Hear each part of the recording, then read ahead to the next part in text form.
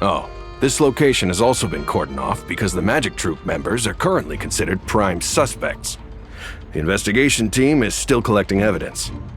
The seats were all booked in advance, so we were able to deduce the missing woman's identity by checking the guest list. Sure, it's not like this is confidential information. We will publish it later anyway when we petition the public to help us find the missing person. Her name is Halsey. She's a painter from Fontaine who's made a bit of a name for herself. Apparently, she wasn't a regular at the Opera House, but she'd been feeling some pressure with her work lately, which made her decide to come see the magic show. The Magic Troop members all claim not to know her. We have looked into her social connections. It seems that she has no personal grievances or conflicts of interest with the suspects. Simply put, she wasn't related to the Magic Troop at all, which matches the features of the previous serial disappearances. Were the victims of previous cases also chosen at random? That's how it seems to us, in any case. Apart from the fact that they were all young women of around the same age range, there really weren't any other connections between them. Okay then. No need to be so formal. If you do happen to see the missing girl, please be sure to contact us. It is of utmost importance that we get to the bottom of these disappearances.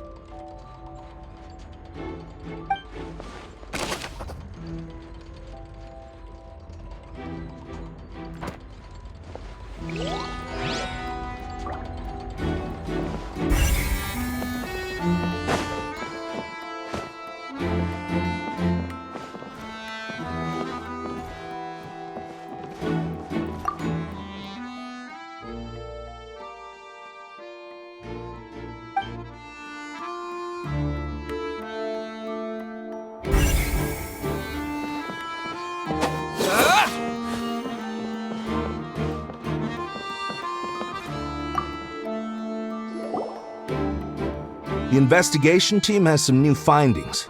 Turns out there's an issue with the random number selector after all. See, I told you. What if the machine picked some big guy's seat?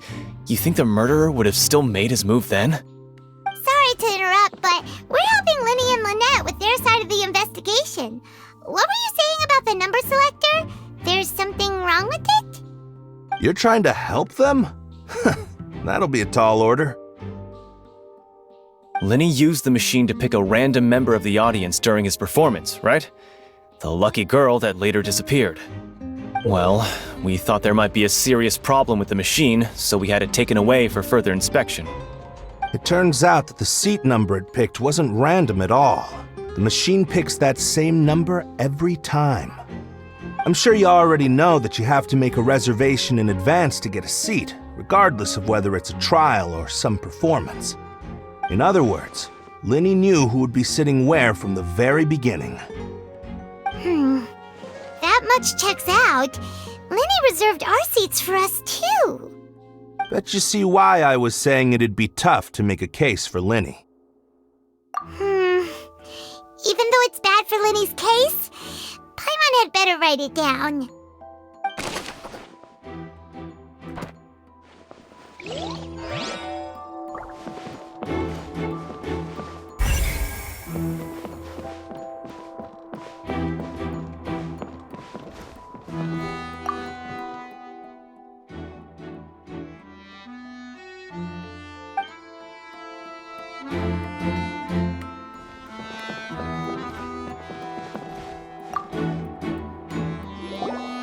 So this is the rope that broke and caused the water tank to fall. The rope looks pretty durable. How can it be burned through so quickly by fireworks? Why are you suddenly so serious, Traveler?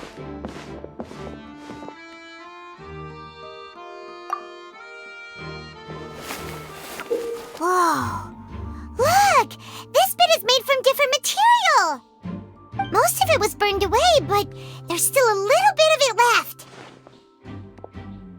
Huh. So if a rope meant to hold something was made with that kind of material in it, then that means... Wait, why don't you write all this down? Let's take notes.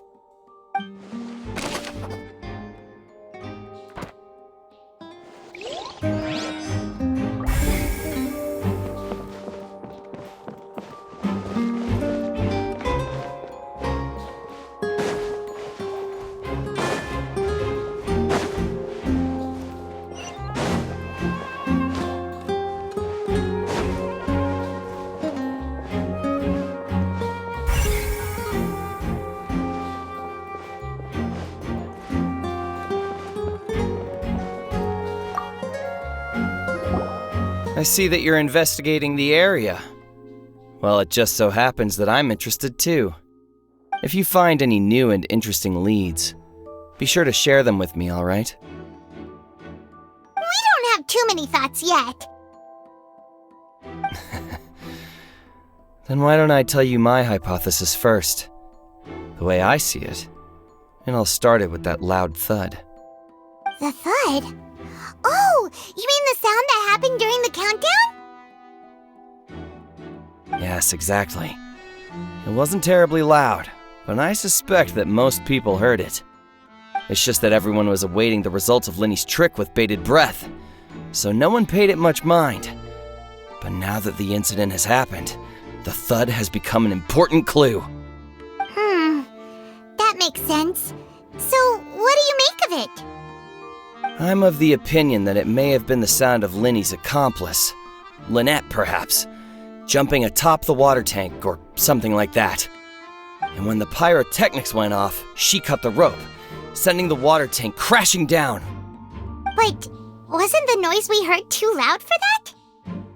Perhaps the balance wasn't right, leading to a particularly rough landing.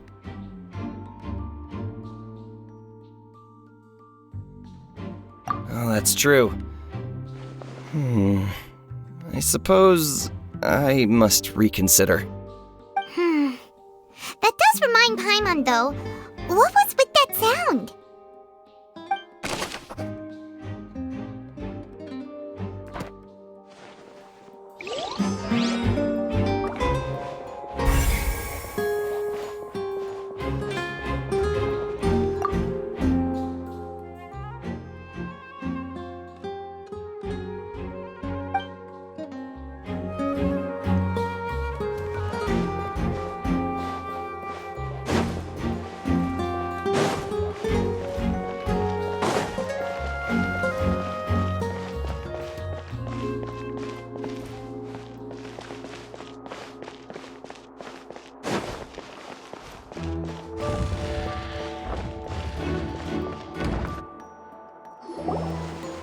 Hey, you! Yes, both of you! Over here! I've been keeping an eye on you for a while now. Huh? You mean us? That's right. If I'm not mistaken, you're also among those who wish to cut down the thorns and pursue the truth. No? And by the looks of it, you're not from Fontaine. Well, you're right on the more about that one, but who are you?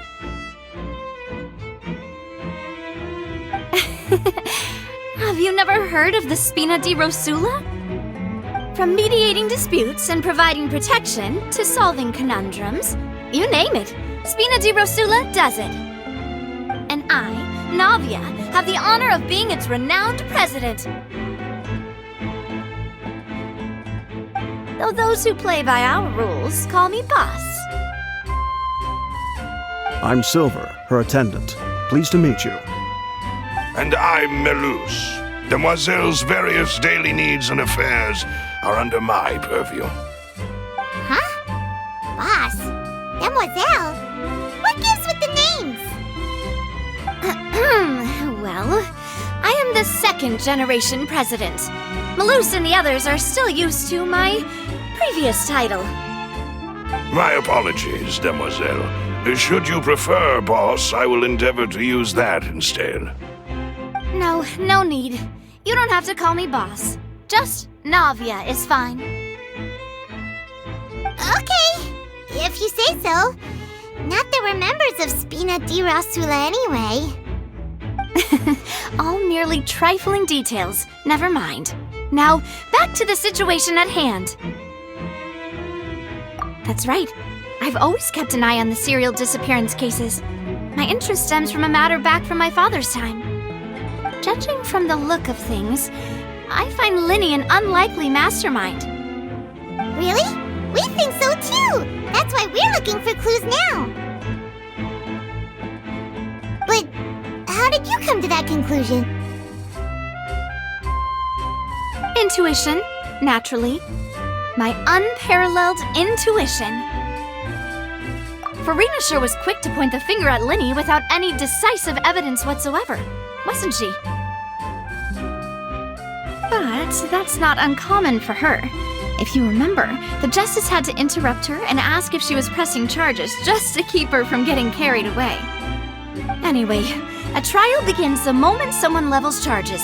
And, of course, there was no way Farina was going to back down in that situation. Sounds more like you just don't trust the Hydro Archon. Well, what's your opinion? I must admit that she can be interesting at times, but liking her doesn't mean that I'll blindly agree with her. All right, I've answered your question. Now, it's time you answer mine. Wait a minute! Did that answer count? Well, I say it does. But don't worry, you won't hear any pointless questions from me. In your opinion, do you think it's right to treat a trial like it's an opera? Well? And why would that be?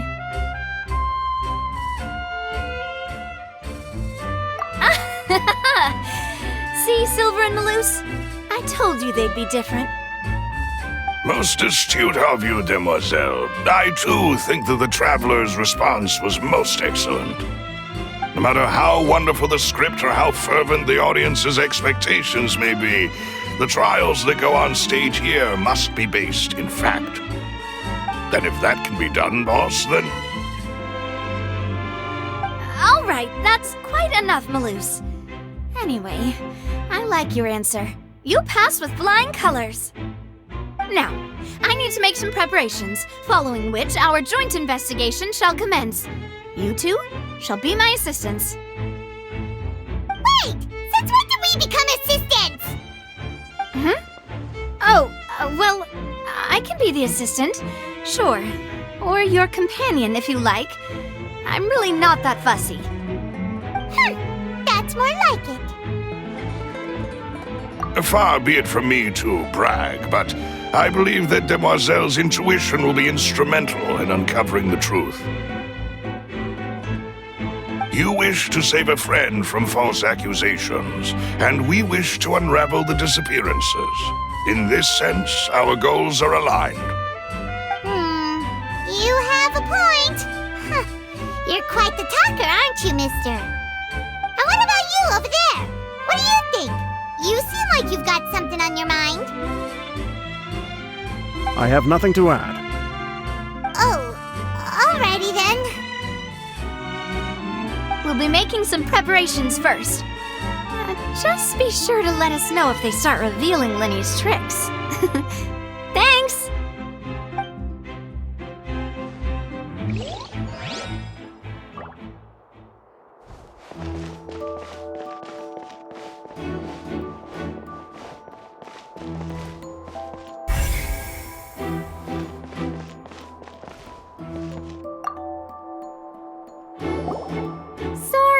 But no one can freely enter or exit the Opera House at the moment. If you wish to leave, you must register your identity with us first.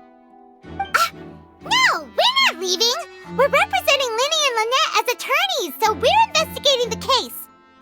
Were you always guarding this entrance? Yes. After the Chief Justice gave the order, everyone coming in or out must undergo a strict inspection. So, the missing girl couldn't have left from here. At least, not from that point on. I doubt there was much opportunity then either. How can you be so sure, Well, because I was in charge of security near the entrance at that time. I couldn't see Linny's performance from here, which was quite a shame. Just my luck. But still, I did not abandon my post, and I stayed put no matter how loud the applause was. If someone had so much as even approached the door, I would have noticed it, let alone if they had tried to leave. We Melusines are good at that sort of thing, you know. So, it's safe to say the girl couldn't have left through here. Alright, thank you for your help. This'll be useful info.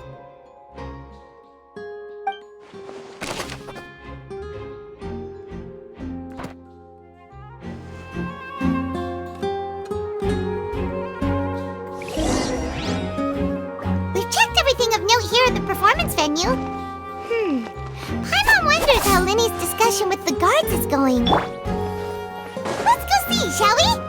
Ooh, things are getting interesting, huh? We're about to see how magic is made.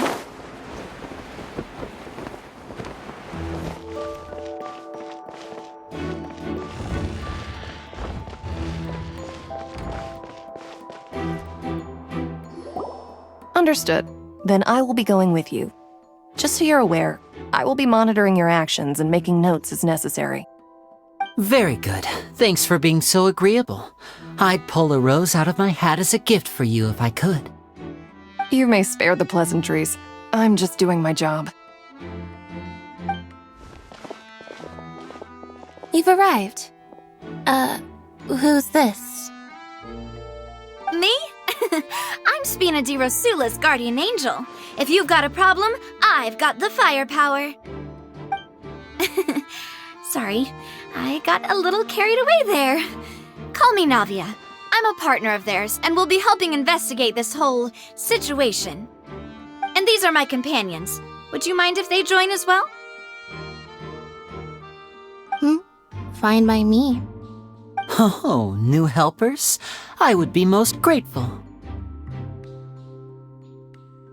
Well, let's just say we're tagging along. It's not every day you get to see the secrets behind magic performed on such a large scale.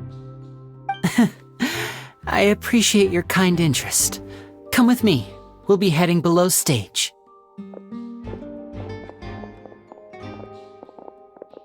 Huh?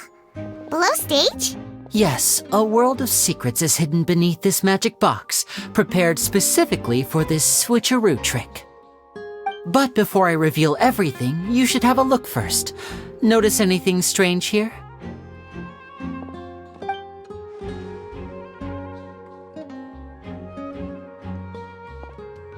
I'm not trying to be dramatic. Remembering the details of a trick will help you understand the methods used to perform it more easily. Huh. Weren't there balloons and other decorations here? Where did all that go? Ah, good eye. That said, you're still far from discovering the answer. The back? You mean the inside of the door? What's different about it? Paimon didn't notice anything. Very good indeed. I thought you might not be able to catch that, given that you were sitting in the first row. The back of this door was patterned. Those patterns are now gone, replaced by a smooth wooden board. So, if you put 2 and 2 together, what do you get? Exactly. All right, let's go. I'll tell you how it works as we head down.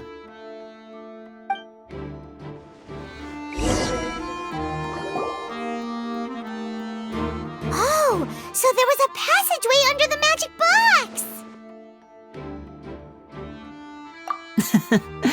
I knew you'd figure out most of it as soon as you saw this place.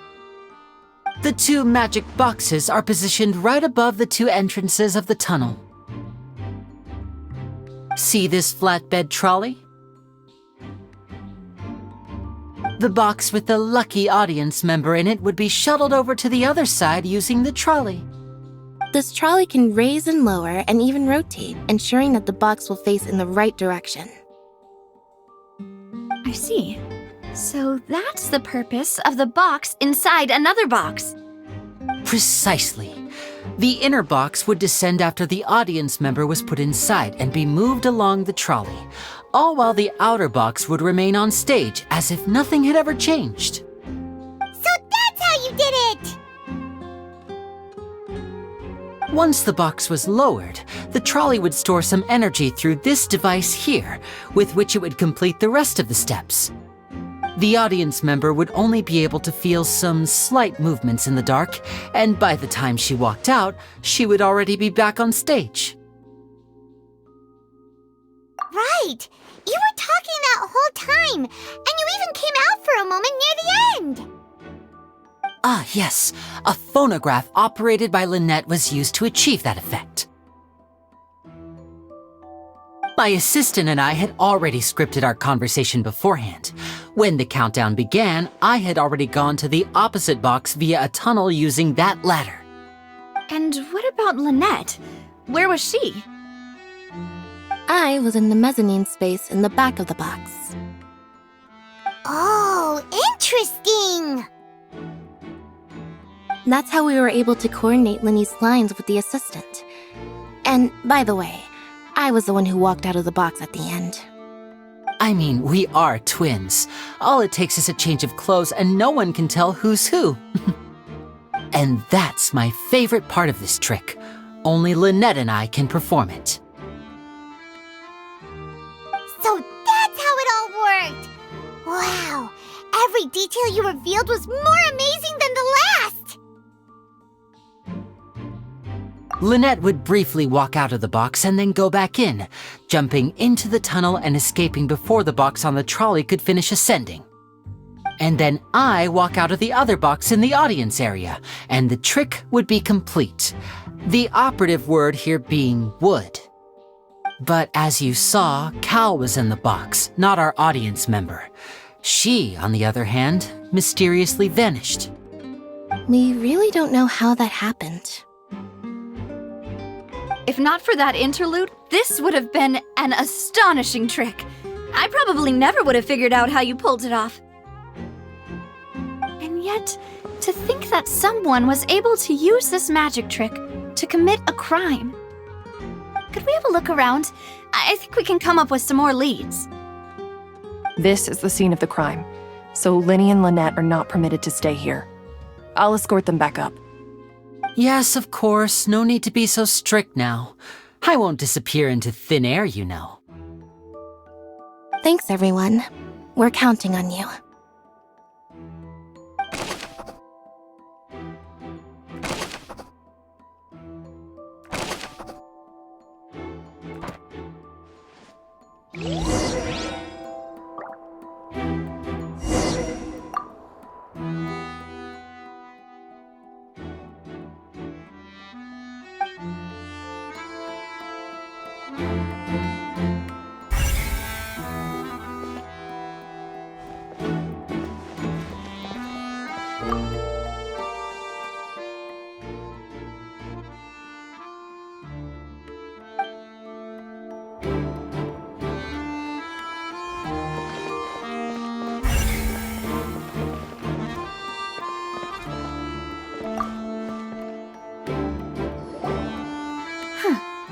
What's this? Looks like a hook tied to the end of a rope. Huh? There's all kinds of odds and ends here. Perhaps it was a prop for a different trick. But why would it have been left here? Whatever it is, let's make a note of it first.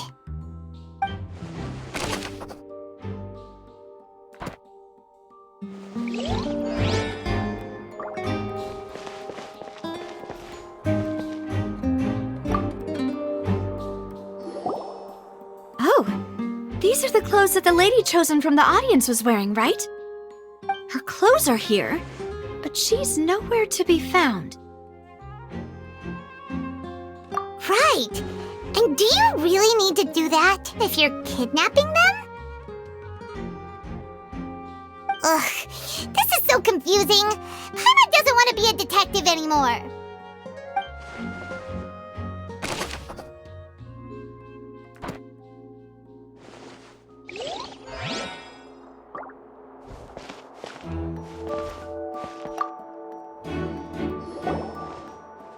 The floor is wet. Please be careful not to slip. Speaking of which, why would there be water here? Oh, Paimon knows! It's one of those tricks where you pour water into a jug and then flip the jug over only for the water to disappear? And here's a broken vase! Huh. Did the trolley knock it down while moving? That can't be. The trolley moves along tracks from start to finish. It couldn't have hit the vase at this distance. Let's note this down too and think about it later.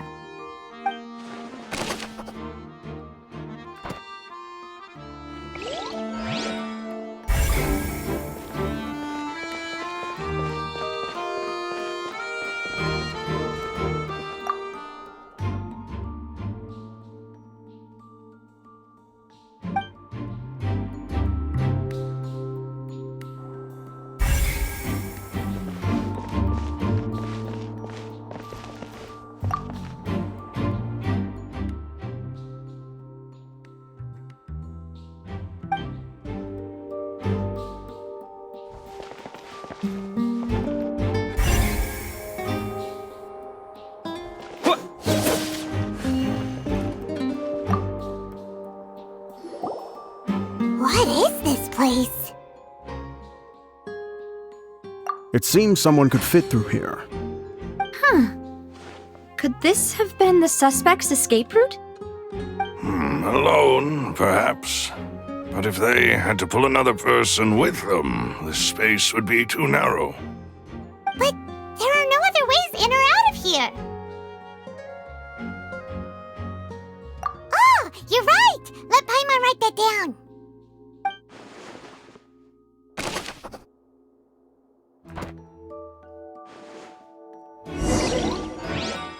See?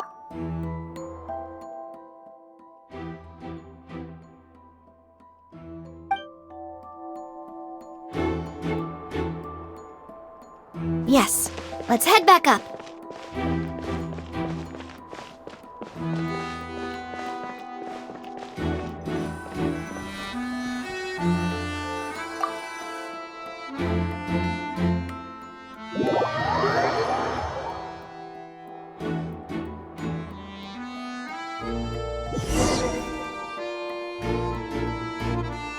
Well, we've ascertained the state of the crime scene.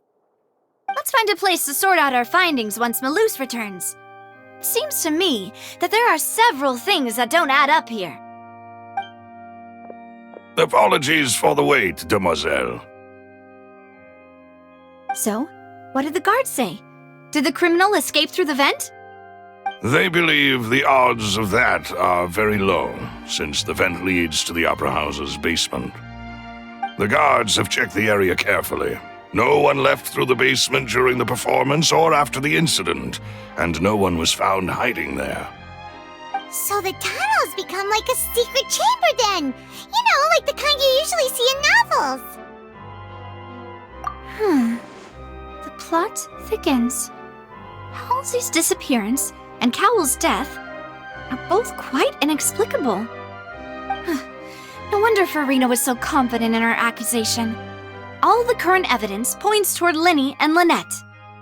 In other words, the charges are very likely to be upheld unless we make some considerable progress. Charges and then trial. So if the charges are upheld, they'll announce a sentence? That's right. This is how a trial goes in the Opera House. During the proceedings, the Chief Justice and the Oratrice will hear statements from both sides. That's right. This is how indemnitium is produced. The statements from both sides, the defenses from attorneys, witness testimonies, and even the audience's emotions will all be projected on the Oratrice. To put it simply, it's as if the Oratrice has its own will and is a judge in its own right. This also precludes any kind of favoritism on the part of the Chief Justice. And not that this has ever happened anyway. Once both sides have finished speaking, the Chief Justice will make his final decision. This, too, will be used by the Oratrice as a reference. Then, finally, the Oratrice will be consulted by officials. The result it returns is the will of justice itself. Huh? So that machine is the one that actually decides?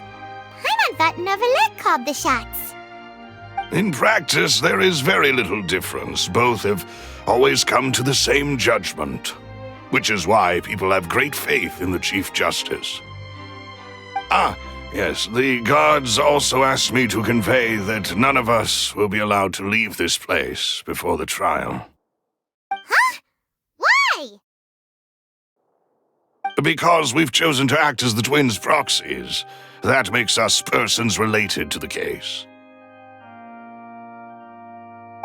They're concerned that we might be colluding with outside parties, or that we might find outside help to disrupt the case. And even if that were not so, it could prove problematic if we happen to spread key information about the case ahead of time. I'm ready to break out at any time. Whoa! There's no need for that! Paimon thinks they have a point. That said, are they providing food? Of course. I just hope you don't mind the lack of options. I'm afraid that catering to all tastes is not in the cards, nor is any guarantee of balanced nutrition. In that case, let's just sort out our findings together here. Pity. I was hoping to take you to try some of Fontaine's famous desserts, too. I mean, what better way to properly think through our findings than over some tea and sweets? Huh. Breaking out suddenly doesn't seem like such a bad idea after all. Just kidding! Paimon will still do her best, even if there are no snacks. What do you mean, no snacks? Of course we'll have snacks. If we cannot buy some, then we'll simply make some. Huh? Here? But how? Understood, demoiselle. Everyone, please come with me.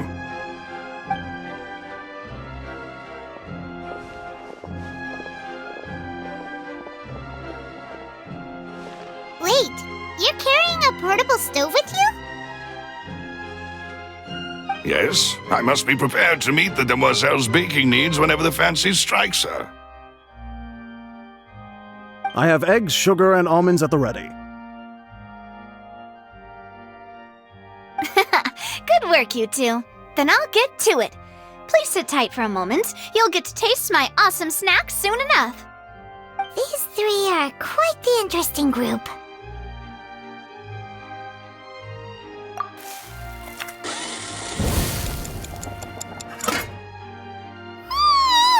And Paimon thought it smelled good while it was still in the oven! Oh, it's even better now. Paimon can't stop drooling. From the way you had these two guys carrying all that stuff around, Paimon thought you'd have them do more during the baking process. But you ended up doing the entire thing by yourself! Beating the egg whites, grinding almonds, everything! I was applauding. And I was giving encouraging smiles. Paimon was just thinking, aren't you worried about getting your fancy dress dirty beating egg whites and baking like this? Well, I don't think it's carved in stone anywhere that fancy ladies can only read books, sip tea, ride horses, and play the piano. I just really enjoy making snacks. Don't underestimate beating egg whites, by the way. It's a real arm workout. You also need to beat them to just the right consistency, or your macarons will crack. Anyway, give these a try, fresh out of the oven. There's 3 for each of us. Only 3? Well, eating too many sweet treats might send all that sugar to your head. You wouldn't be able to think clearly about the case on a sugar rush, would you? Tea is ready to be served as well. This is Demoiselle's favorite, strong black tea with a floral fragrance that clears the mind and lifts the spirit. No need for concern. I'm merely doing as I should.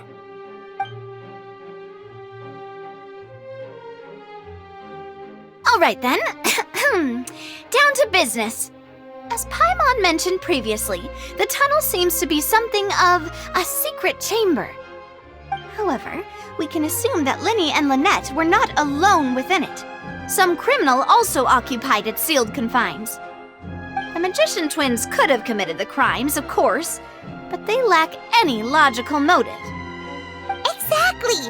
Why would they do such a thing right when everyone was watching? The flower vase and the thud we heard during the performance could indicate some altercation between Halsey and the criminal in the tunnel, resulting in the shattering of the vase, the discarding of her clothes, and her abduction. Perhaps the criminal thought that since she was chosen from the crowd, she would be too easy to identify if she was still wearing the same clothes. Paimon thinks that makes sense, but the real trouble is... True. None of the clues we found thus far support the existence of this third person.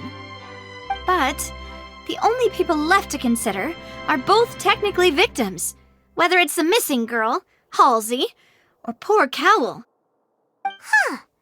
Could Halsey have secretly made modifications to the magic props in order to murder Cowl before making her escape?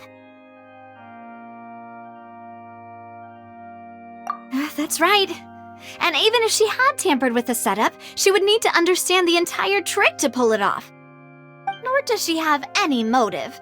The guards said that she has never had any dealings with the Magic Troop's members. Were we not thorough enough in our search? From the sound of things, this is turning into an impossible case. Your macarons are amazing though, Navia. They smell great! They're nice and crisp and super sweet!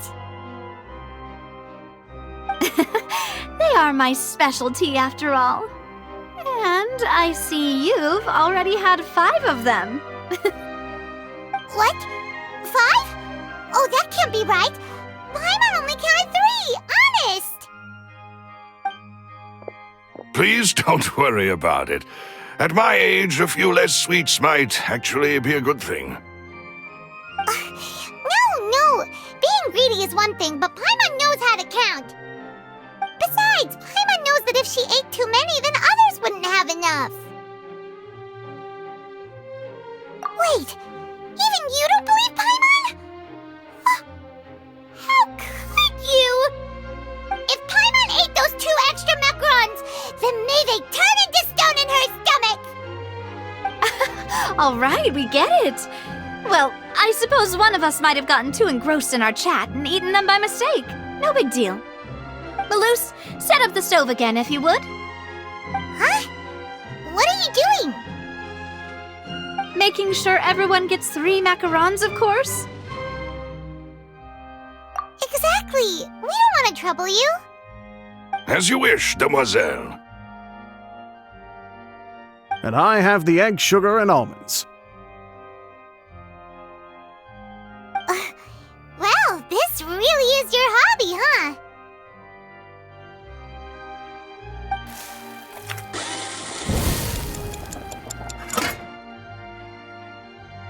Well, that's it for snack time. I'm going to have another look around the area. I don't know what we're looking for yet, but we've still got some time. As attorneys, I suggest the 2 of you think the case over again.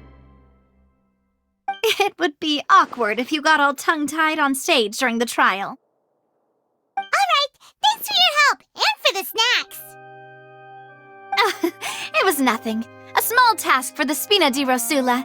Silver, Maloose, it's time to go. I'll be back if I find anything new.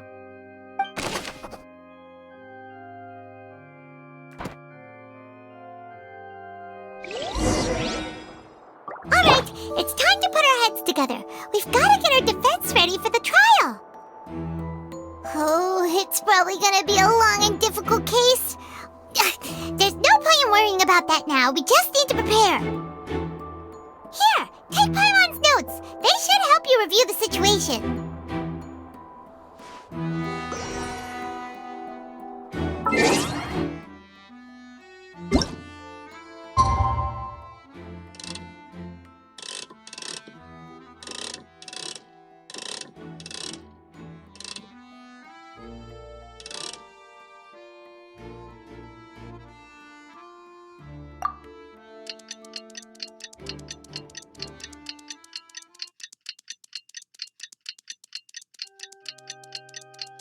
The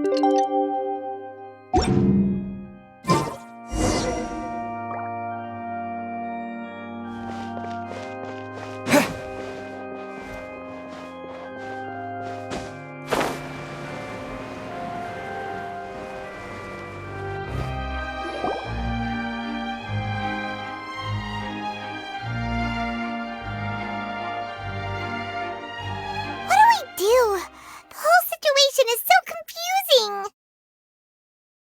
Good plan. Impossible things don't just happen. We'll get to the truth one way or another. Just relax. Even if everyone else suspects Lenny and Lynette, at least we will be supporting them from the stands. Besides, I doubt Farina understands any more about what happened than we do. Thanks, Navia. Well, we'll be going then. Best of luck to you.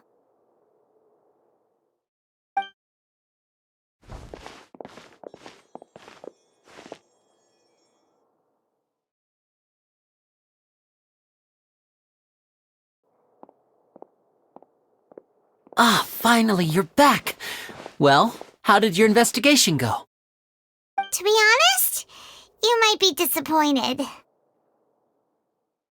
No. We're already very grateful that you were willing to help. Well now, don't you all look disappointed. Don't tell me that your investigation came up empty-handed. That was to be expected, of course. The guilty can never produce proof of their innocence. But don't let that stop you. I shall be terribly disappointed should you, my most anticipated foe, concede so easily. Since both parties are present, I declare that the trial regarding the magic show incident is now in session. Firstly, in order for the audience to understand the causes and results of the incident, could we please have Mr. Linney explain the trick? Yes, of course. I will explain while Lynette demonstrates on stage. All the necessary items have been prepared.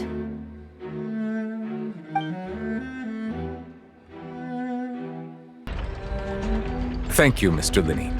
In that case, I take your statement to be that you ran to and remained hidden within the magic box in the audience stands once the trick began, and thus could not have committed the crime. Is this correct? Yes, that's correct, Your Honor. In that case, I call upon the prosecution. Lady Farina, do you wish to refute his statement in any way? Why, of course I do. Allow me to take the first shot and break this case wide open. Mr. Linney is clearly lying. There is no way you could have been in the box the whole time if you were to abduct Halsey and murder Cowell. In fact, I'd say you were hardly in that tunnel at all. That is simply your hypothesis based on the presumption that I'm guilty. Oh, is that so?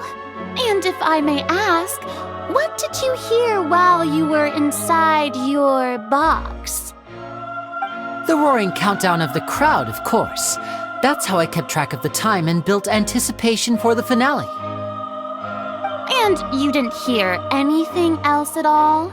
Nothing that might leave an impression of any kind? No, nothing. I see. But when the count reached 30 seconds or so, there was a thud. One so loud that I believe practically everyone heard it. Huh? Hey, hang on. Something's not right here.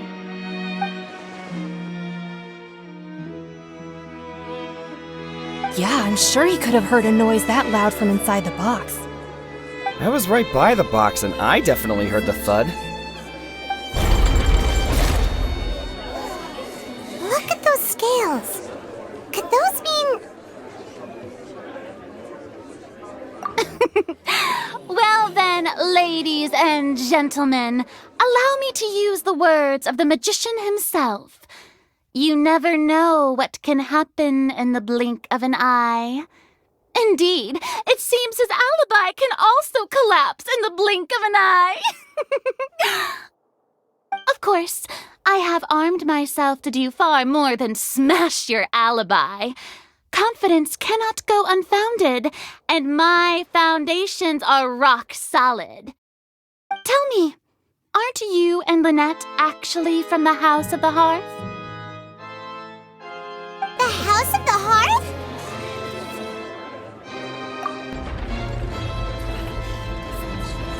No wonder they did something like this. So the serial disappearances were the Fatui's doing. Now it all makes sense. I've got a feeling that what happened on stage probably wasn't just an accident. That's irrelevant. Our identities have nothing to do with what happened. Indeed. Then perhaps you could tell us everything that happened during that 1 minute. Your first priority is to prove yourself innocent after all. I'm sure there is little that needs to be kept secret now. Unless your script already has holes in it. The Outlander is speechless. My, oh my, don't they look flabbergasted? Now comes the infighting and discord, I suppose. This was almost too easy. Good thing I made all those preparations. Seems the all-nighter I pulled last night is really paying off. Hey, Linny! Why didn't you tell us this before?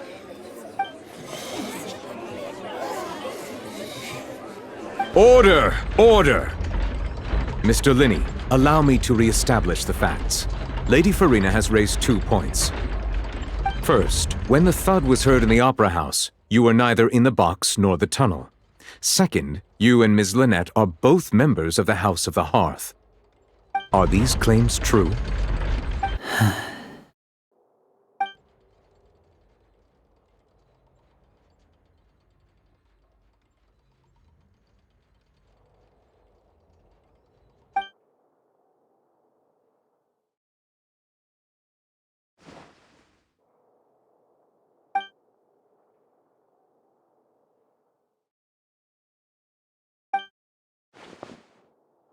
Please answer my question, Mr. Linney. I'm sorry. Yes, they're true, Your Honor.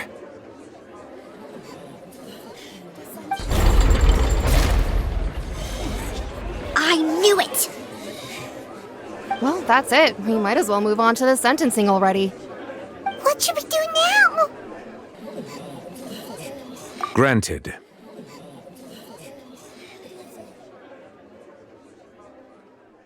In that case, what is your request? Is that really necessary? They're already as good as guilty. The defendant deceived their own attorneys. What is there left to discuss? Order! Order, I say! Your request is reasonable, and we shall adjourn. This trial will reconvene in 1 hour. So you would stick to Mr. Linney's defense even after knowing what you do now? You certainly have more professionalism than I thought. In that case, my dear audience, let's allow the joy of victory to steep for a little while longer.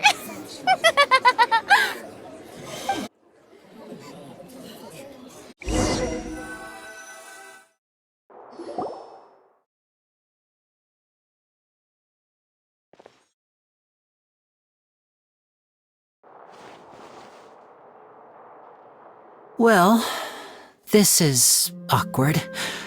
I didn't think the Hydro-Archon would dig all that up. I'm sorry, Traveler and Paimon. Yeah, sorry. Paimon doesn't know where to start. We trusted you two. We based our entire reasoning on the assumption that you weren't bad guys. Not to set the wrong tone or anything, but Paimon's really mad! I'm very sorry. I know you're angry, and reasonably so, but please, let me explain. I know you've clashed with the Fatui several times before. I wouldn't be surprised if just hearing the word is enough to make you upset. But our organization is very, very large, and the Harbingers have very different personalities and goals. Right now, we want to save people. As many as we can. That's right. I'm sure we're on the same page when it comes to this nation and the disaster that its people might face. I knew if it weren't for our respective identities, we could become good friends. That's why I didn't wish to flat out lie to you, but chose to hide some details instead. The truth is very important, but being completely transparent about everything would see us spending more effort than we need to. Right. So, you be the judge. Heck, if I were you, I fear that I'd even struggle to trust me at this point. You met a Fatus who works as a magician, a trickster by trade. All by coincidence, too. But still, I'm asking you to trust me. I am no criminal. At least, not in this case. Sorry. Please forgive us. Well, you both say that, but...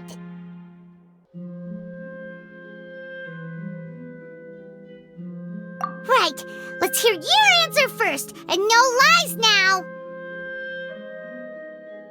Of course, I'll answer any question you ask. We've been trying to find out how the Oratrice operates. We want to know why it has a consciousness. Why can it deliver sentences accurately? During our investigations, we learned that the machine's core is beneath it. From that moment on, Lynette and I have been designing this box swap trick, with the objective of getting close to the core. Is that why you needed a whole minute? That's right. In truth, the audience would take about 75 seconds to count down from 60, while I would only need 15 to get to the opposite box. So, after jumping into the tunnel, I accessed the Opera House basement via the vent, and went to investigate the room in which the core is stored. That air vent was created during the construction of the tunnel specifically to execute this step. Well, nothing. As soon as I reached that room and was about to investigate, I heard someone's voice. Which should have been impossible, of course. I was quite certain that I was the only one in the room. That voice seemed to recognize me and tried to speak to me. I chose to err on the side of caution and retreated the way I came. On the way back, I saw the broken vase and the clothes on the ground, but the countdown was almost finished, so there wasn't time to give it any thought. After that, the homicide occurred just as you saw. Well, that explains why you didn't hear the thud. Because of that prophecy I told you about, of course. We must know all we can about this nation's secrets in order to deal with that prophesized crisis. That's the only way we can save everyone. So, there you have it. The whole truth. I swear, I didn't hide anything from you this time. It was never my wish to proceed under this cloud of mistrust either. But like I said earlier, you can be the judge. If you want to leave because you don't trust the Fatui, there's nothing I can do to stop you. Well, Traveler, you decide. Paimon will follow your lead however you choose.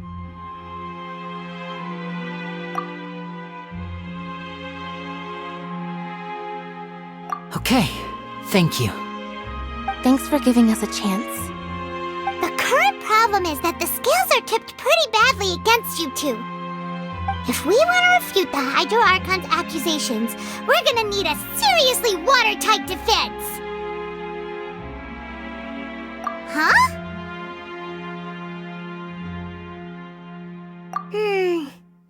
Oh, Paimon thinks she gets what you mean.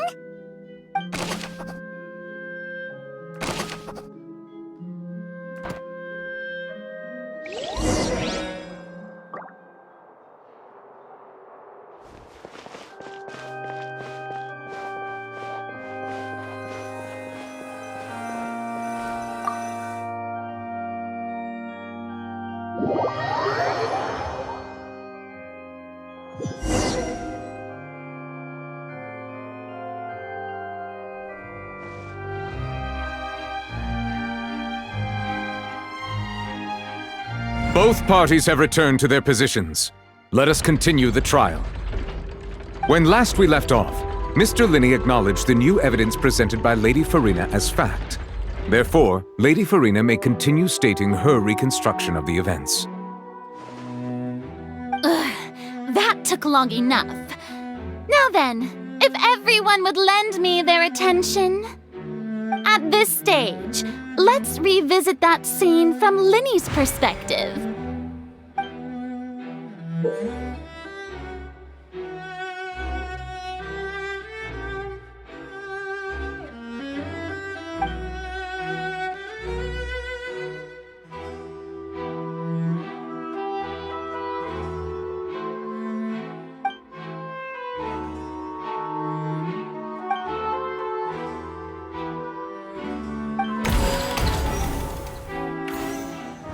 As the countdown began, he entered the tunnel. When the flatbed trolley passed, he opened the box and got into an altercation with Halsey, which caused the loud thud. He did not realize that the sound could be heard by everyone in the opera house, which is why he claimed earlier that he could not hear the sound. Finally, he used the vase to knock her out, before making her change clothes to prevent others from recognizing her. At this time, Cowell arrived in the tunnel, having heard that strange noise, and caught Linney red-handed.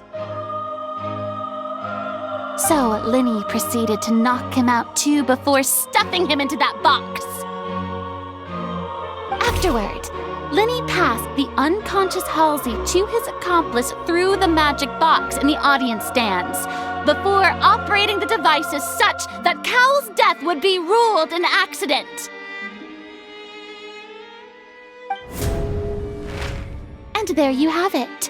That's the truth behind what happened.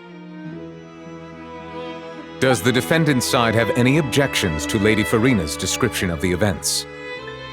The key to refuting Lady Farina is the order of events, what Linney experienced, and what he saw.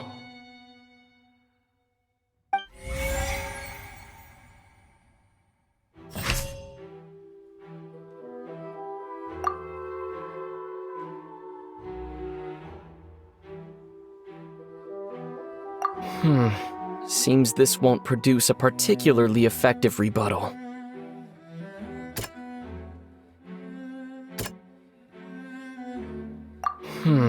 Seems this won't produce a particularly effective...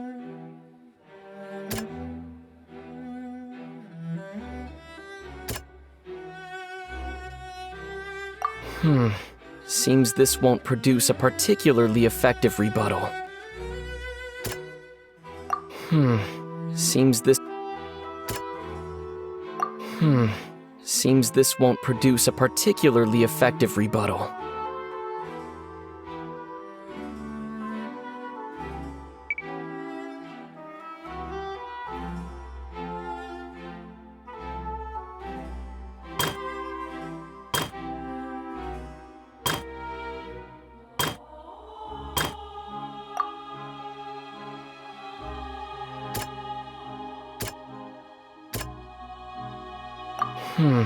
Seems this won't produce a particularly effective rebuttal.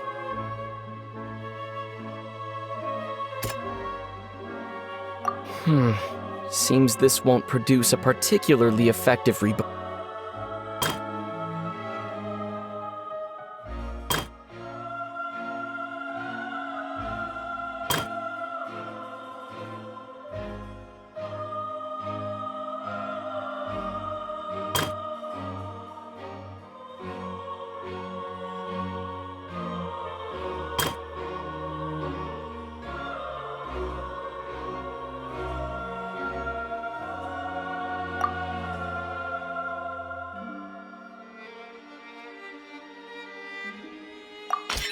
According to Linney, He left via the vent after entering the tunnel. He couldn't have had that altercation with Halsey.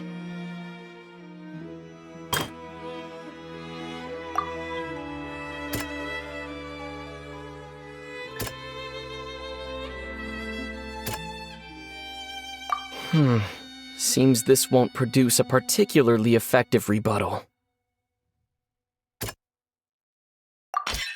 Linny went to the room that contains the Oratrice's core. This is the actual truth.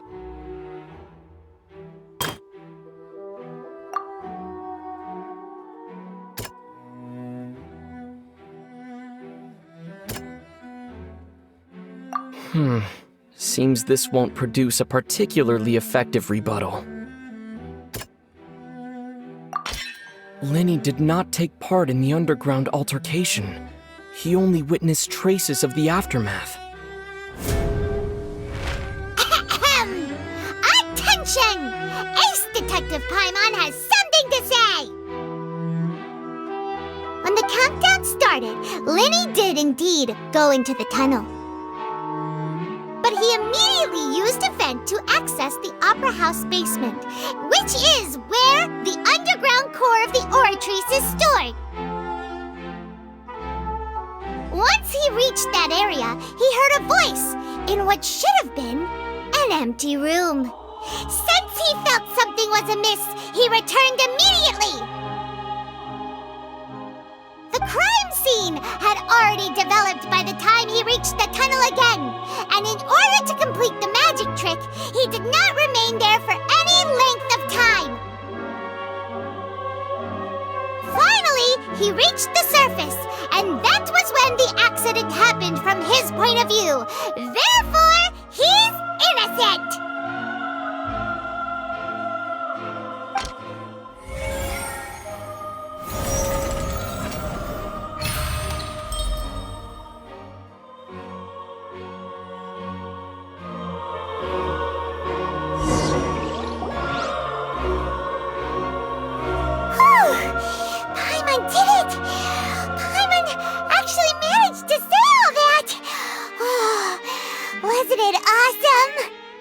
In other words, you believe that he knew nothing of the incident? That's right!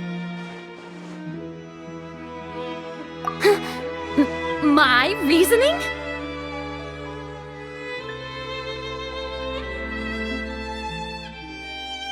If that's the case, then if Cowell hadn't entered the tunnel, who was the entire setup meant to kill? Assuming that what you say is true, Linny only needed to kidnap the young girl to cause a new disappearance case. What would the point of killing someone on stage be? Oh, they have a point. That's right, you tell him! And that's why they're partners of mine. They've managed to turn things around. Oh, well, your denial is very strident, I'll give you that. But what proof do you have to back your claims?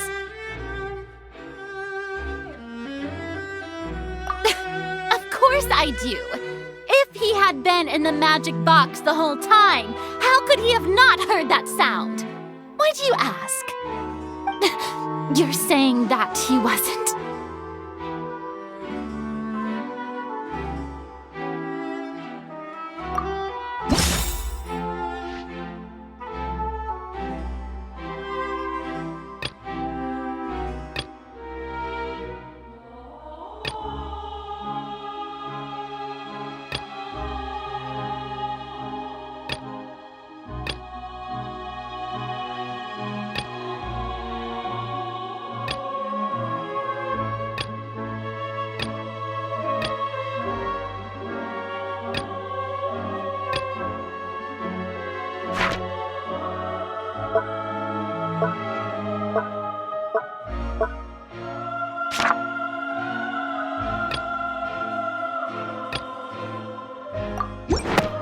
Are you sure we don't need to give this more thought? Paimon thinks there's something off here.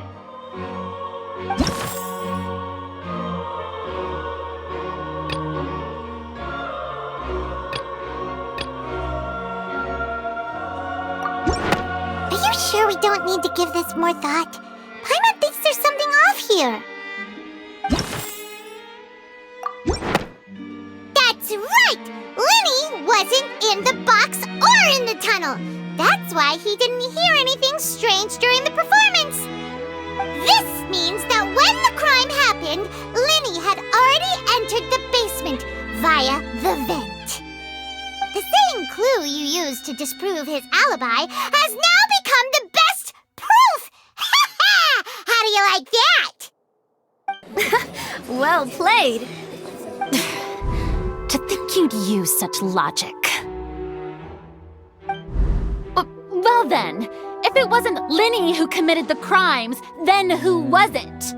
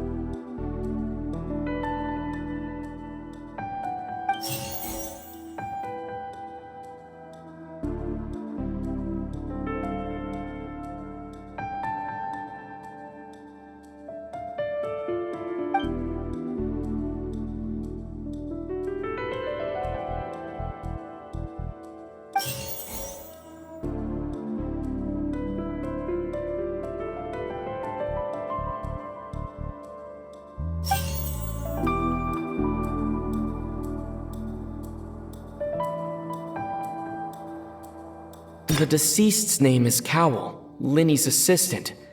He would have been able to tamper with the equipment.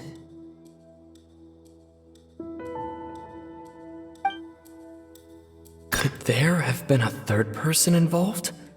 Is that really a possibility?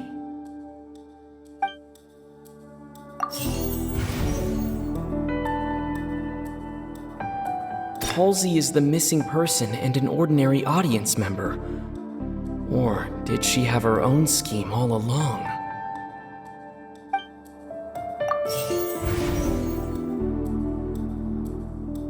The deceased's name is Cowell, Linny's assistant. He would have been able to tamper with the equipment.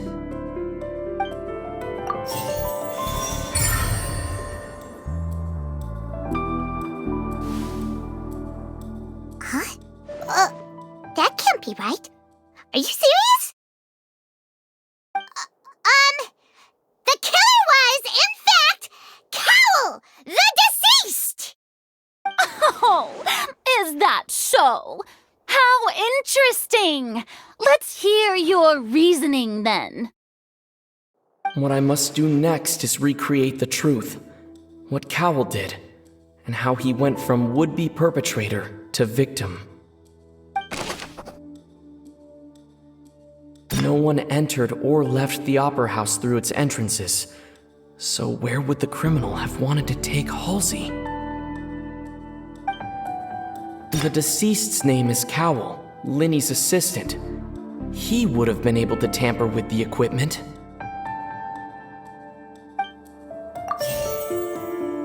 Halsey's clothing was in the tunnel, so there must have been some fear that she would attract attention.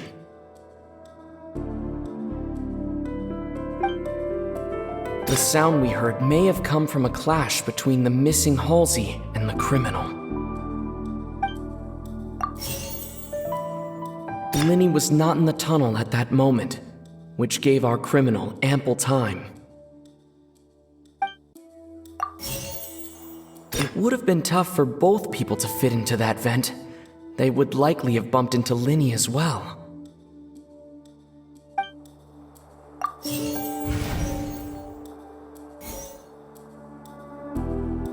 Halsey's clothing was in the tunnel, so there must have been some fear that she would attract attention.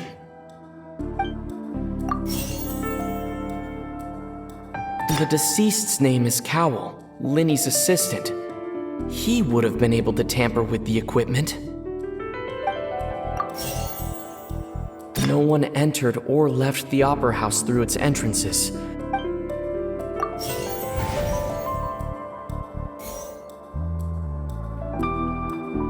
It would have been tough for both people to fit into that vent.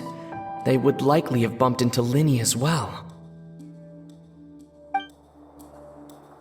Linny was not in the tunnel at that moment, which gave our criminal ample time.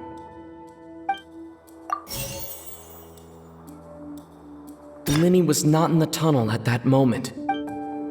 Halsey's clothing was in the tunnel, so there must have been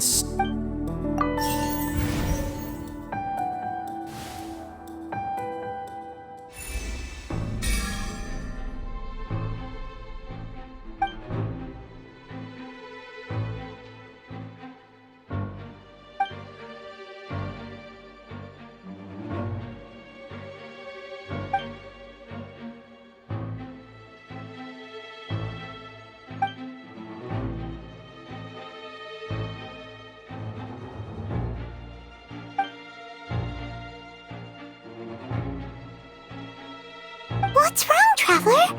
Are you still having trouble figuring things out? I see how it is. So this was all just a bluff. And here I thought you had something to show for it. But it seems you're still far from the truth. Look, since we're at a dead end, why not consider a different track? Just like the trick as it transpired, the end result must have been utterly different from the magician's initial design. If only we knew how Halsey disappeared. Well, that would be nice, but the tunnel only has 3 exits, and none of them seem very likely. And it's not like this is a magic trick where you can just make a real-life person disappear. You know, like you did from that water tank, Lynette.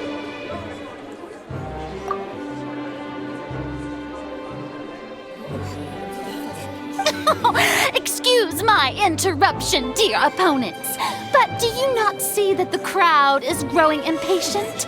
There is no greater sin in this opera house than an awkward delay in the performance.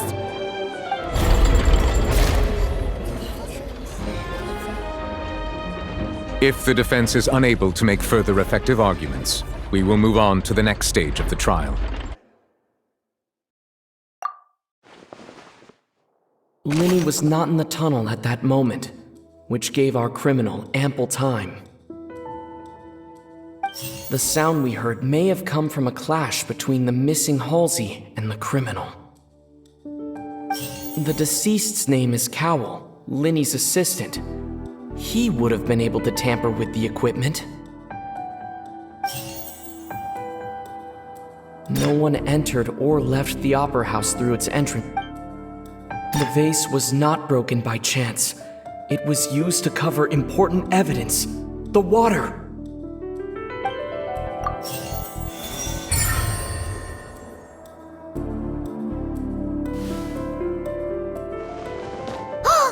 Paimon gets it! It all comes together if Halsey disappeared instead of being kidnapped. Lynette escaped from the water tank, vanishing gradually and leaving only clothes behind. If there's a similar method where a person could be transformed into water... Just a moment, please. I do hope you know how preposterous you sound at the moment. How could a person ever be transformed into water? This is reality we're talking about here, not some magic trick. Must we really? I should think that of anyone. Your friend Linny already knows this truth very well. Magic tricks are ultimately just illusions and misdirection. But Halsey's disappearance is very real. We're talking about 2 completely different things. Even so, I trust the Traveler's judgment. The truth must be out there somewhere. Perhaps some new line of reasoning may open if we try to gather all the focal points that don't make sense. Since Cal was the deceased, we haven't placed much attention on him. But given that we aren't making much progress with the case, it wouldn't hurt to have a look at his belongings, would it? People really do come up with all sorts of harebrained schemes when at the end of their rope. The way I see it, your suggestion that we broaden the scope of our investigation is nothing but a tactic for stalling the trial. Nevertheless, I believe that this is a reasonable request on the part of an attorney. Since the trial does indeed appear to be at an impasse, I believe that additional evidence may help us make more progress. Guards, please step into the lounge and examine the personal effects of the deceased Cowell.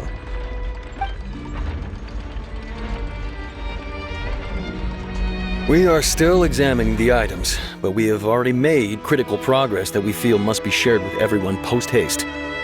We discovered several test tubes of fluid within Cowell's baggage, each labeled separately. The notebook in his backpack claims that these fluids are water from the primordial sea. The primordial sea? The note's contents also indicate that Cowell belonged to an organization that sells illegal drugs and that he had an accomplice. The notebook has many entries concerning safe usage of these fluids, in which the keyword dissolve appears many times. One of these tubes was labeled Opera Epiclese, along with yesterday's date. It is empty. The notes also state that these dissolution properties work exclusively on people from Fontaine. It's likely that Halsey was chosen as some sort of test subject. As such, we believe that the defense's hypothesis is, in fact, supported by sufficient evidence. You've got to be kidding! People dissolving into water? Could something so ridiculous actually be true? Wait a moment. This reminds me of a certain prophecy, but it's just a coincidence, isn't it? Huh. If people can become water, does that mean that the water tank's real use was as a means to hide water stains? And if Cowell was targeting that girl... Wait just a minute. Could that mean... You two, with me, quick! Demoiselle, wait! What about your partners? Let's go. Just trust me. Order! Order! It is undeniable that further examination of the deceased's personal effects has yielded some surprising results, but we cannot yet verify the veracity of these clues. Still, let us assume that these clues are indeed authentic, albeit with the understanding that Ms. Halsey has yet to be found. Guards, please continue examining the items along these lines. Mr. Linney, it appears your hypothesis is supported by the evidence, so please continue speaking. Of course. Thank you, Your Honor. If we uphold this hypothesis, I believe that many of this case's seemingly unrelated clues can be connected together. Right! Like the metal hook! That one didn't make sense at all. Let's think about this. Cowell's methods must have something to do with that water from the primordial sea.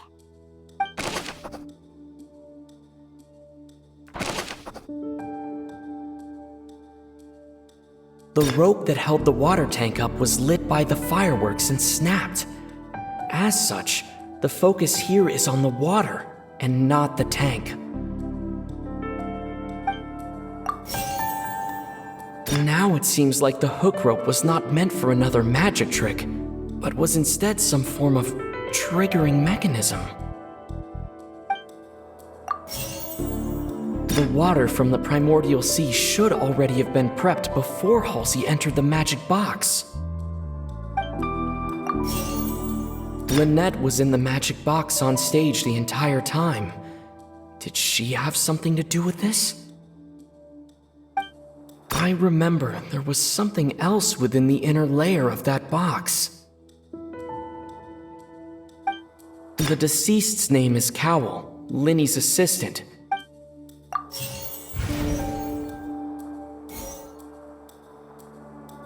Lynette was in the magic box on stage the entire time. I remember there was something else.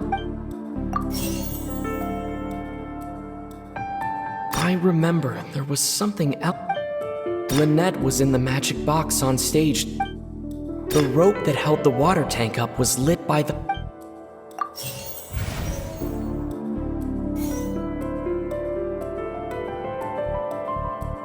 Lynette was in the magic box on stage.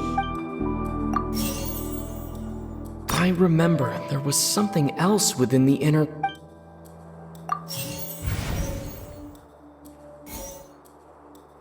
The deceased's name is Cowell. Linny's...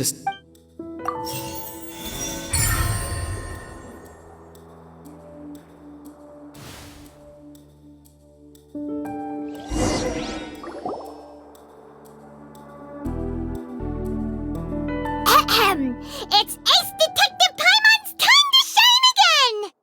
In the original plan, Cowell would tamper with the water tank rope and the number selector securing his target. When the magic box containing Halsey was lowered, the metal hook would retract gradually and pierce the balloon at the top of the box. When the balloon attached to the box popped, the water from the primordial seed inside it would pour down and dissolve Halsey. Afterward, Cowell would enter the tunnel and break the flower vase to conceal the water inside the tunnel, with the remaining evidence being covered up by the water tank on stage.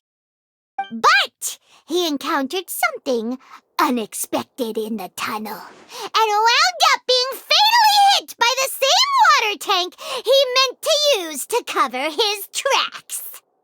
Huh. That does make sense. That actually links together a lot of the more confusing pieces of evidence.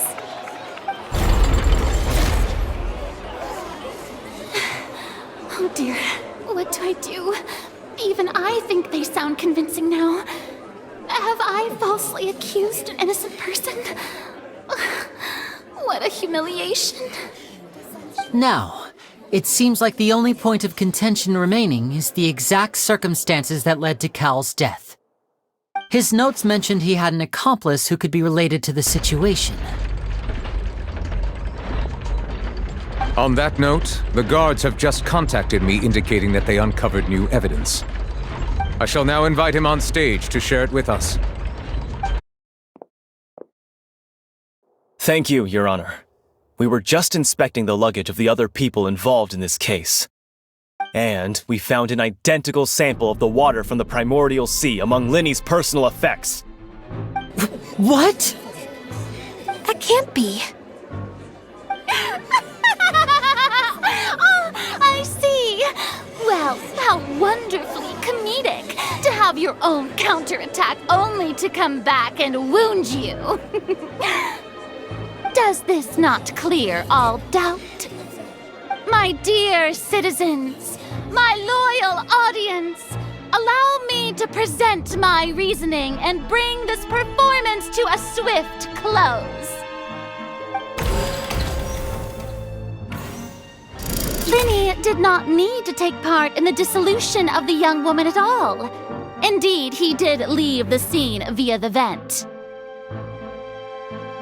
Having made modifications to the props beforehand, his accomplice Cowell then caused Halsey to vanish using the water from the primordial sea.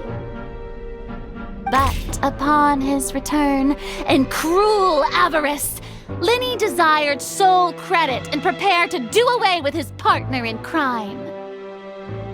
Ultimately, he knocked Cowell out, and the tool meant to cover the crime up also became a murder weapon. Now, as much as I regret having come to such a viciously straightforward conclusion, it does seem that the famed Fatui is quite the cold-blooded and ruthless organization. Am I right, Mr. Linny? We've used up all the evidence we collected. There's no way for us to make a rebuttal here. Is this the end of the road?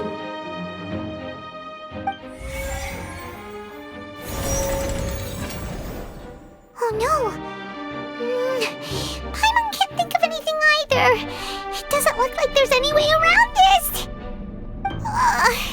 seems using the water as new evidence was too good a move. Why did this have to happen now? I think we've all seen enough now, and we have ample witnesses to my flawless reasoning. I believe this is indeed the finale. Now then, my good, noble Chief Justice, should we not, in your view, move... Excuse me, everyone, but I must interject. Miss, I must ask you not to shout and to respect the ongoing legal proceedings. Oh, come on. Don't be hasty. I have a good reason for interrupting, you know. Now, would anyone here like to take a little break from all this debate and see a little magic? I'll show you an amazing trick, one that can bring a young woman who has disappeared back in the flesh, right before your very eyes. Please, do the honors, Mr. Linney, if you would be so kind. What in the world is she saying? No offense, miss, but miracles like that are beyond my scope as a magician. Come on now, don't be silly.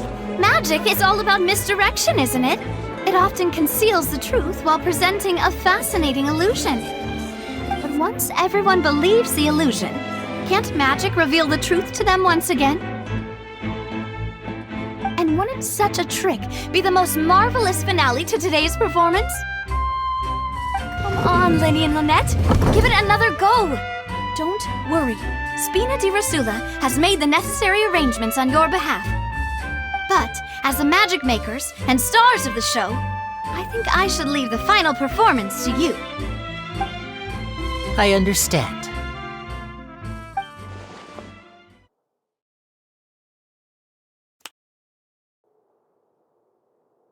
And voila!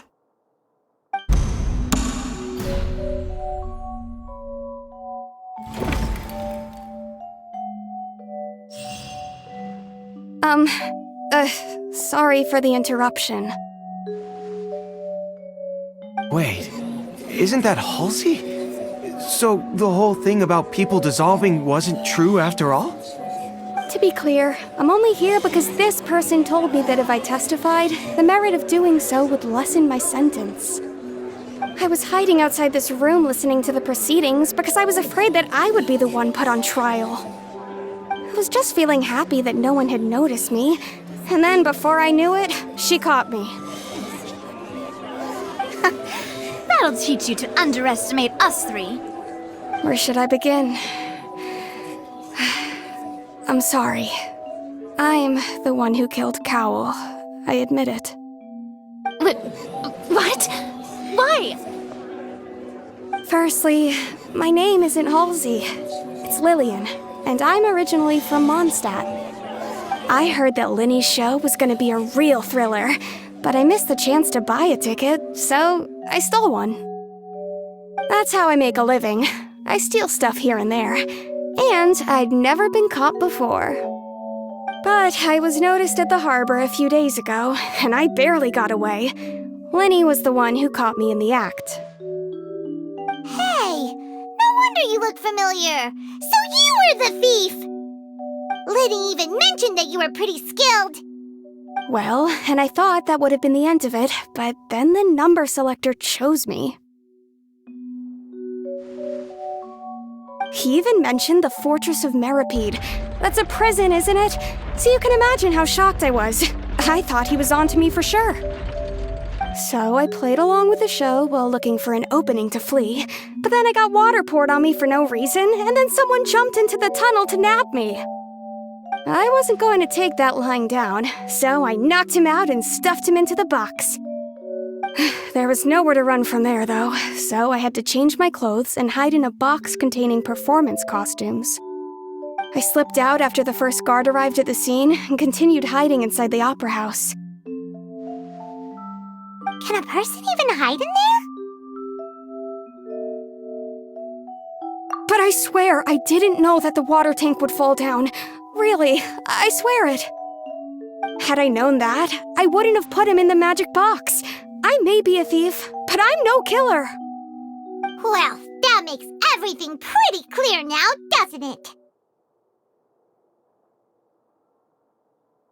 This time, we need to tell the entire story from Lily-Ann's perspective.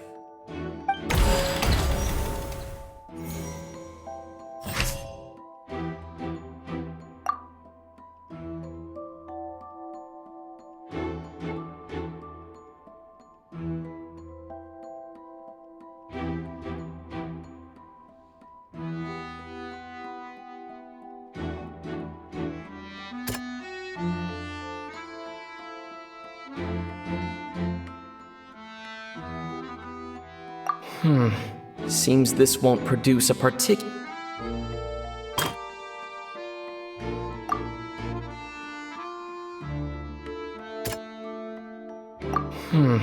Seems this won't produce a particularly effective rebuttal.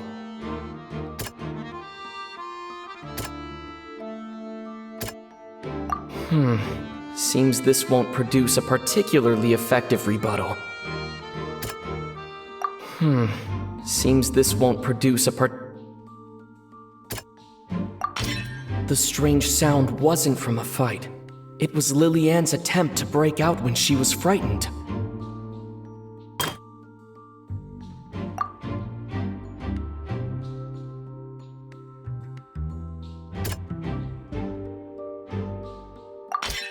The flower vase was not broken to cover anything up, but was smashed during the struggle between Lily-Ann and Cowell.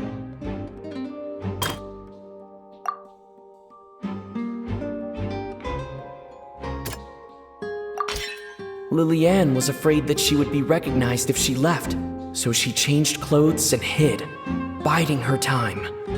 Just what one might expect of an experienced thief.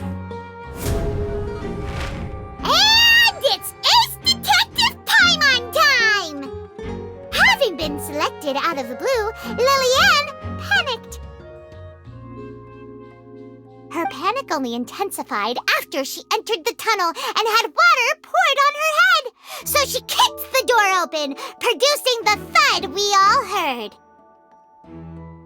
Hearing the commotion, Cowell leapt into the tunnel, only to discover that Lily-Ann had not dissolved. He did not know that Lily-Ann was not from Fontaine, but was a thief who made her way in by stealing a ticket. Mistakenly believing that the water from the primordial sea needed time to take effect, he tried to force Lily-Ann back into the box. The two broke the flower vase during the struggle, but Lily-Ann came out on top, knocking Cowell out and putting him in the box. With no way of escaping, she changed her clothes and hid in the costume trunk until the performance ended.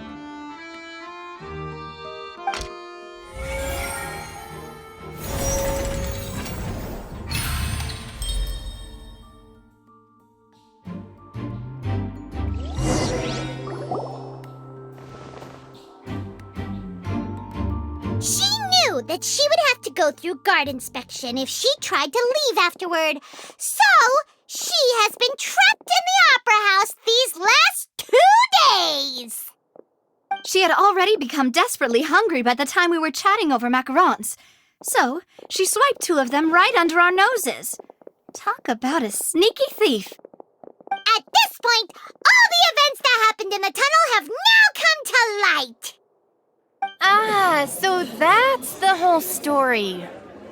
Bravo! Bravo! Now then, Lady Farina, do you wish to speak against the defense's statements?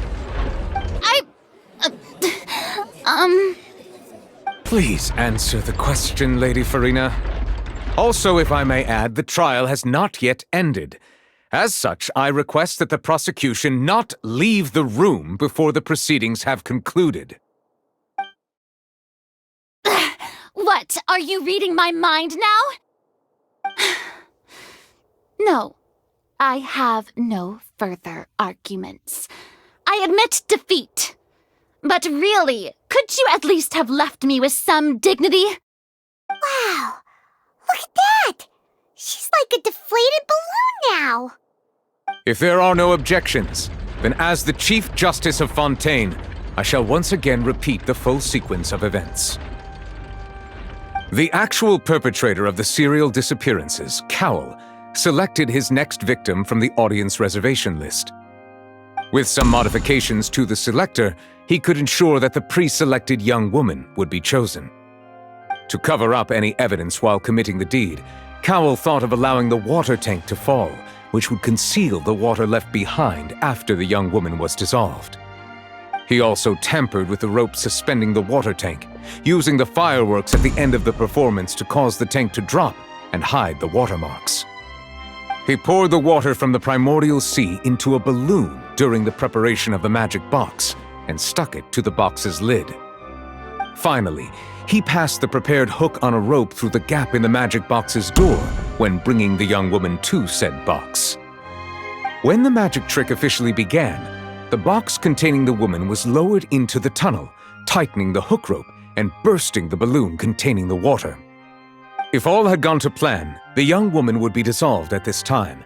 However, Lillian was not from Fontaine and thus fled the box with a loud noise. Realizing that there was trouble, Cowell entered the tunnel and met Lillian. Thinking that the waters had not yet taken effect, he decided to proceed. However, his opponent was more capable than he thought, and he was overcome, knocked unconscious, and placed into the magic box, and thus became his own final victim. Lillian, according to her own statements, then changed clothes and hid until the performance ended, before hiding in other parts of the opera house. As for Linny, he was in the underground structures within the opera house, and was thus ignorant of these happenings. From this reconstruction of events, we can conclude that Linny, the accused, is in fact innocent.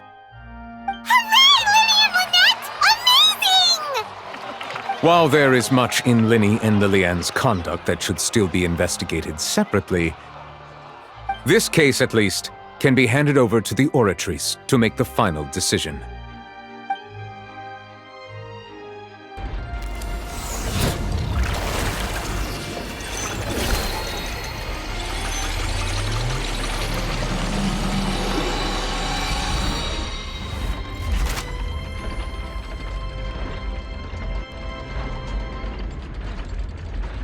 As such, Linny and Lynette are officially declared not guilty.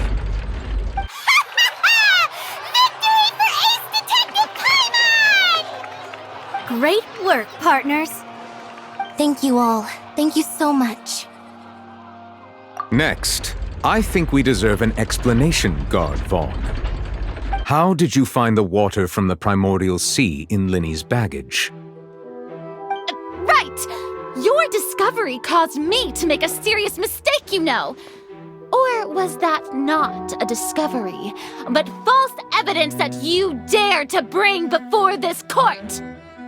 I suspect that the accomplice mentioned in Cowell's notes was not Linny, but you, yes?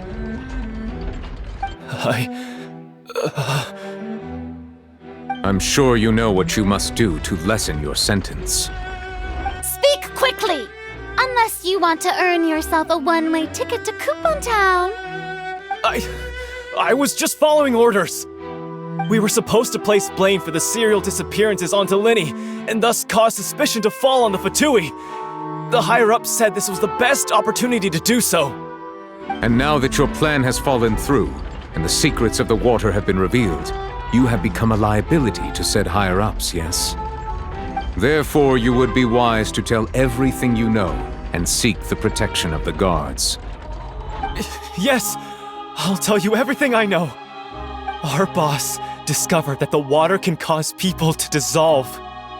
It can also be made into a potion, which when extremely diluted, can cause people to experience unforgettable exhilaration.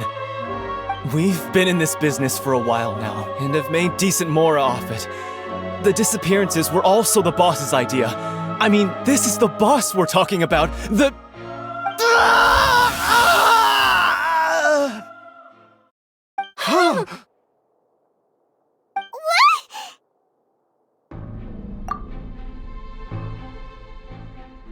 And now he can no longer talk. Such ruthlessness. I shouldn't have expected any less of them. An outrageous act. All present, please submit to inspection immediately.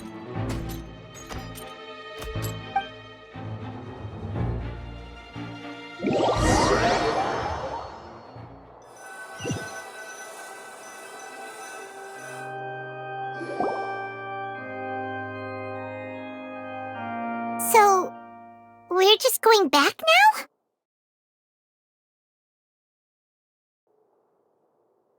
That's true, but...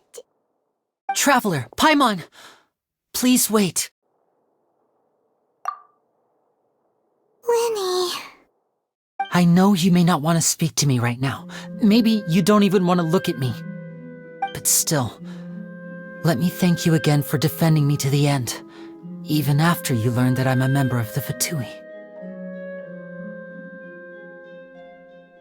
I guess. But regardless, I'd like the opportunity to set things straight. I didn't approach you with any ulterior motives or ill intent. I've spoken to you as myself, just plain Linny this entire time. As for why I'm a Fatus, it's because the goals of the House of the Hearth align with those of an orphan like me. That's all. That was how Father, who you might know as the Knave, approached recruiting us back then too. The Knave? The one who controls the House of the Hearth? She's your father? That's right. And since we're here, I was wondering, would you mind hearing a story? It's about my past. Back when our parents first died, Lynette and I were left wandering the streets. To survive, I took to surreptitiously observing an older street performer who did magic. It took me several days to figure out how he pulled off his amazing tricks. I took my sister through several streets until we found a crowded corner, and we began to perform magic tricks there. To my surprise, we proved to be pretty popular, and we could at least stop worrying about where our next meal would come from for a time. But I didn't want my sister to remain a street rat together with me forever. Before long, an aristocrat came to me and claimed that he wished to take us in after watching my performances. So you went from orphans to nobility just like that? That was how we felt at first too. As if fate was on our side and we could say goodbye to those painful days. But I gradually discovered that while we were called foster children, he was really after my talent for magic tricks. He would constantly take me to all sorts of banquets to garner attention, which he would then use to expand his social circles. That doesn't seem too bad either. Better than roaming the streets at any rate. It took a while for me to realize just how dark his heart really was. After one particular performance at a banquet, I discovered that Lynette was not on the same return vehicle as me. I waited a long time after we returned home, but she did not come back. I went to that noble's bedroom and asked him about her whereabouts. The answer he gave me was, she caught the eye of the most eminent person at the banquet, so I sent her over as a gift. I mean, you'll be able to perform your magic regardless of who your assistant is, yes? Oh no. So he was gonna... But wouldn't Fontaine's laws deal with such people? As far as outsiders are concerned, this is a relationship akin to adoption or foster care, and they have their ways of escaping the eye of the law. I managed to ferret out the location of the mansion of that so-called eminent person and hurried through the night. But by the time I leaped over the walls, avoided the guards, and made my way in, all I saw was the moonlit ground covered in blood, and the knave standing there in the darkness. So, she'd already taken care of that guy. That's right. She had rescued my sister before she could come to any harm, and had even discovered several girls hidden in a basement, all of them orphans. Father, the knave, might have seen something in me, and so she made me an offer. The House of the Hearth welcomes you, for your interests align with ours. Here, none will ever betray you. Indeed, betrayal shall never be permitted here. I was hesitant to trust her. I mean, I had just been betrayed by nobles. But she was also quick to destroy the noble who had taken us in at first, giving us back our freedom. Oh, so that's how the two of you joined the House of the Hearth. She has her own plans. She has gained permission from the Tsaritsa to first use the Gnosis' power once she obtains it. She plans to use it to find a way to break the prophecy and save Fontaine. So, she believes in that prophecy too? That's right.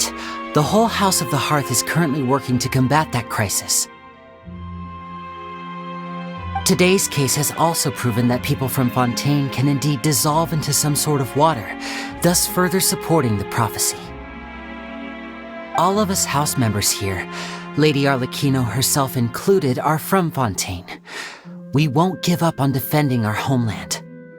To us orphans, the only connection we have left to this world, apart from our family, is our homeland. So, from small deeds like distributing magic pockets to huge schemes like stealing a Gnosis, everything is aimed at dealing with that prophecy. It's all right. I understand. The only thing I can do is relate all this to you. I just hope you can understand that even as a member of the House, I have never stopped making my own decisions, and that I believe what I'm doing is right.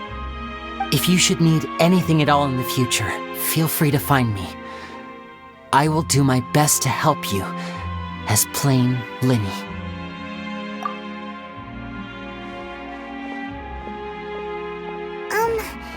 Bye, Linny!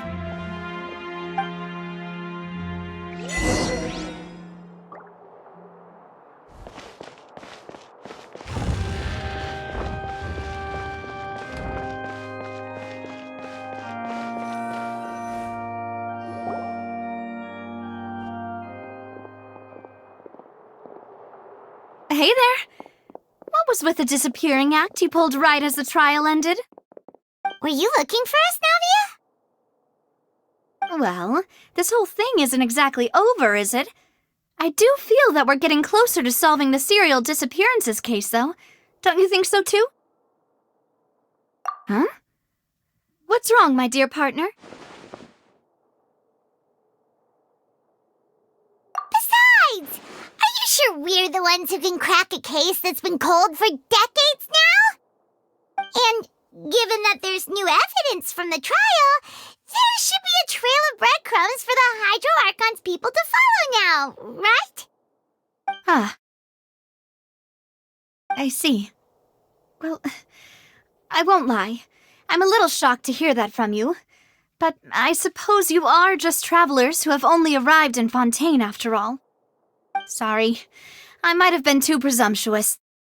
Don't say that, Navia. Ah, and we were having so much fun investigating with you, too.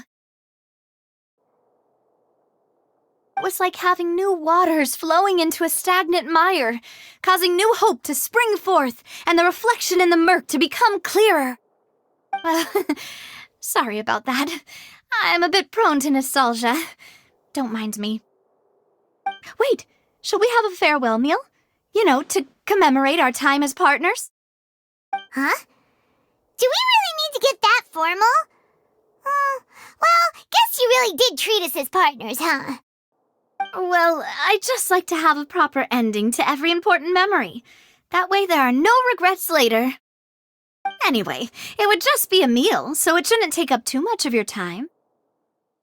You don't have to twist Paimon's arm. If Boss Navia's treating, count Paimon in! Oh, wonderful! In that case, why don't we return to the court of Fontaine and head to the Hotel de Boer? I believe we'll make it just in time for dinner. All right then, let's have our farewell meal!